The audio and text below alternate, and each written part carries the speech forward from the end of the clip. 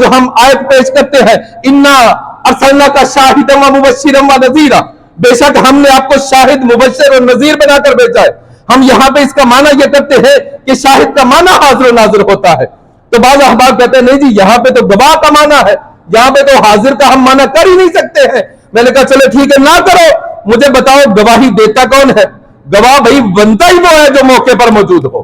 پھر بھی ہے صحیح بخاری ہے جلد نمبر 1 ہے اور حدیث نمبر 26 ہے، اس میں حضور علیہ الصلوۃ والسلام نے خطبہ حجۃ الوداع کے موقع پر ارشاد فرمایا یہ جو یہاں پہ حاضر ہے یہ غائب تک یہ پیغام پہنچا دے۔